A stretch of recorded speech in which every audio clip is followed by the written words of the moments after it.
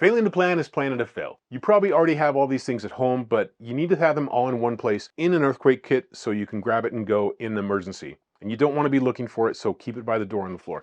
When you have a good backpack, make sure it's reflective. That can help people find you. It can also keep you from getting hit by a car if you're walking down the middle of the street after an earthquake. Make sure it's portable, make sure it's comfortable to wear. You don't want to have something that's got way too much stuff in it and you can't carry it. It's no use to you if you can't carry it around.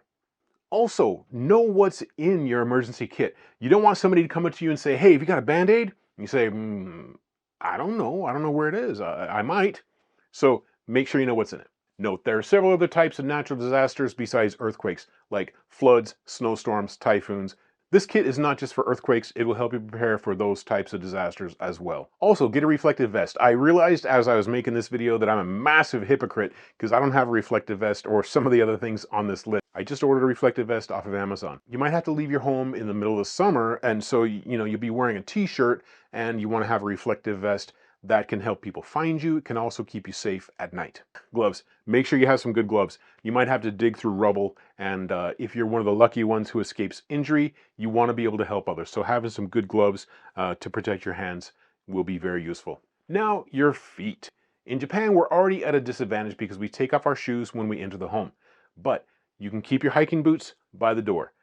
Get some good hiking boots with a strong sole. You might be walking over rubble or broken glass after some kind of disaster, and you want to have something that's supportive because if you're walking over rubble, the terrain after an earthquake might not be stable. So have something that supports your ankles. Next, have a way to create fire. This is good for keeping warm and for cooking.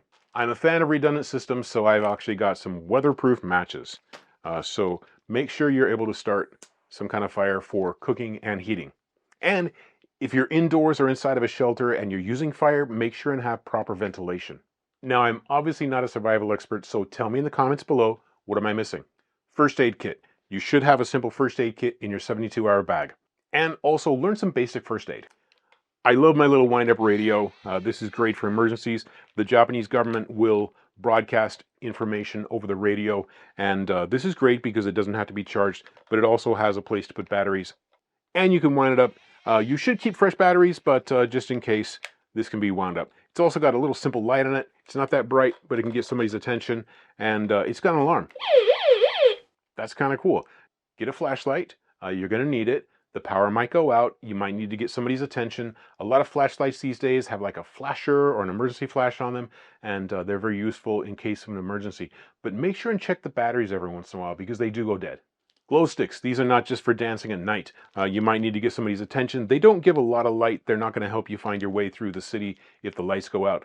Can also let people know you're out there just in case, because if the buildings fall down and you're walking down the middle of the road and a car comes, you want to make sure they can see you. A whistle. Get one. This will help you get attention if you're injured and you can't move. And if you don't speak very good Japanese, people will understand a whistle. Get a good N90 mask or equivalent. These will protect you from fumes, gas, chemical leaks, things like that. Because by the way, natural disasters, if you watch movies, never happen in good weather. If you're stuck in a shelter with a bunch of other people during flu season, they're going to appreciate that you have a mask on.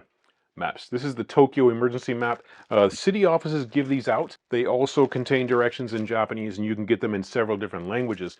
These will tell you where to go in case of an emergency, and they will also be area specific. So go to your city office and get one. Each area of Tokyo where I live has a designated area to go to in case of an emergency. Make sure you know where that is. Make sure your family knows where that is. And make sure you have a rendezvous point set up so your family will know where to meet, because they may not be with you when a disaster strikes. Space blankets, emergency blankets, they're not just good for keeping you warm, but they can protect you from the elements. Heavy garbage bags. Get some industrial type garbage bags because they can also be used for shelter, protect yourself from the elements like rain and wind. You can wear them like a poncho to protect yourself from the elements. And Japan's very clean. You'll be expected to tidy up after yourself, even in the case of a natural disaster. Get a tarp, which I can't show you because I don't have, but I've just ordered one off of Amazon. They're not just for picnics. They're very useful for creating a temporary shelter, temporary emergency shelter. They're also good to protect you from the elements like sun, wind, and rain. And they can keep you warm. Like I said, learn some basic first aid skills because you can also use a tarp. If it's strong enough, 2 poles and a tarp, you can make a stretcher. Get a helmet. I just ordered one off of Amazon. After an earthquake, The next thing is aftershocks, and buildings could be unstable, rubble could fall off the building and hit you in the head. So get a helmet, cover your egg. Get a bandana. Bandanas are very versatile. You can use it to protect yourself from smoke and fumes, and you can also, if you don't need to wear your helmet, I would say wear the helmet first, but if you don't need to wear your helmet, you can use this to cover your head. You can use it for washing, get it wet and wipe something down, and in an emergency, you can use this as a tourniquet. Now let's talk about your phone. Phones may be good for 24 to 48 hours on one charge. Now you may not have access to electricity, so you want to have an external charger. Now these are getting better, but they do lose their charge over time, so every few months, pull it out, check it out, make sure it's charged. And make sure you have cables, because you can have a charger and a phone, but it is no use to you unless you have a good cable. Now let's talk about apps. What's your favorite emergency survival app? Tell me in the comments below. Emergency food. You should have enough for 3 days. As far as emergency food, make sure it's something that you would normally eat. Now, I usually keep protein bars in my emergency kit because that's something that I would normally eat. And I cycle through those a few times a year. Japan also has great emergency rations. This is some instant rice. Just pour hot water and you can eat it right out of the container. Water. Make sure you have enough water for 3 days. Make sure you have drinking water and water for cleaning up. Cleaning products, make sure to have hand sanitizer, alcohol wipes, and some kind of soap. Keep a mess kit in your emergency kit, maybe some collapsible cups, some paper plates. I always opt for chopsticks over a knife and fork because they're small, they don't take up a lot of space, and they're disposable, but you can reuse them if you have to. Feminine supplies. There's no way around it. You never know. You or somebody around you might need them, and by the way, they're very good at absorbing blood. Medical info, make sure and keep your medical info, name, date of birth, blood type, and any allergies on a card inside your wallet and maybe someplace in your emergency kit.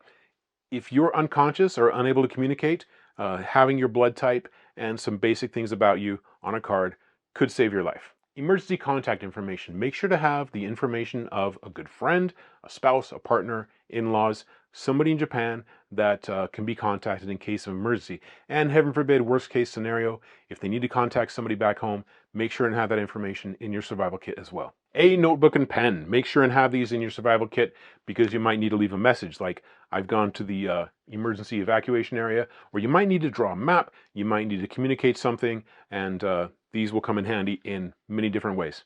Cash. You want to keep cash in small denominations. In Japan, society doesn't break down just because there's a natural disaster. Make sure and have small denominations on you because if you're lucky enough to find a place that sells food, you'll be expected to pay for it.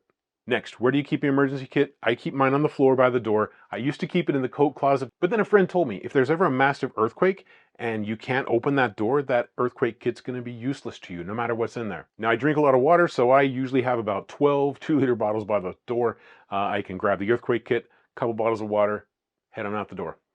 So I put a link in the description below. Use that to get your earthquake kit ready. And as I get suggestions from the community, I'll add to that list. And in my next video, I'm going to show you how to earthquake-proof your home. Check that out next. Stay safe out there.